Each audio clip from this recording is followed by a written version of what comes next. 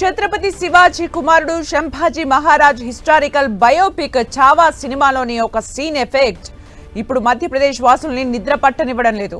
ఆ సినిమా చూసి వచ్చిన వాళ్ళంతా ట్రెజర్ హంటింగ్ చేస్తూ బుర్హాన్పూర్ కోట పరిసరాల్ని గోతులమయం చేసేశారు. మొఘలుల నిధి భారీ ఖజానా అక్కడుందని, అది తమకు దొరుకుతుందేమో అని వాళ్ళ ఆశ. అసీర్ ఘర్ కోట దగ్గర ఎక్కడ చూసినా ఇప్పుడు ఈ తవ్వేసిన గుంతలే కనిపిస్తున్నాయి. ఒకరు కాదు, ఇద్దరు కాదు, పదుల సంఖ్యలో గ్రామస్తులు రేయింబవళ్లు అదే పనిలో ఉన్నారు. తలకు హెడ్ టార్చ్ లైట్లు, హెల్మెట్లు వేసుకుని మరి అసీర్ ఘర్ కోటలో భూమిని గోతులు చేసి జల్లెడ పడుతున్నారు.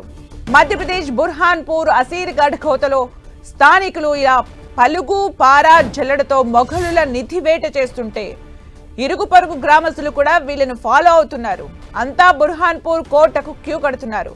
దీంతో ఓవర్ నైట్ ఈ ఊరి పేరు దేశవ్యాప్తంగా పాపులర్ అయిపోయింది.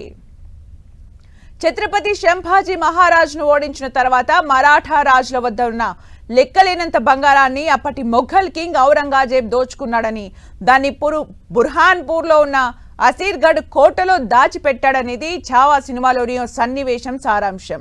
లెక్కలేనంత బంగారం ఇప్పటికీ అక్కడ ఉందని నమ్ముతుంటారు స్థానికులు. ఇన్నాళ్ళు లైట్ తీసుకుని వదిలేశారు కానీ చావా సినిమా చూశాక ఇప్పుడు అదే పనిగా నిద్రాహారాలు మాని నిధి అన్వేషణలో పడ్డారు.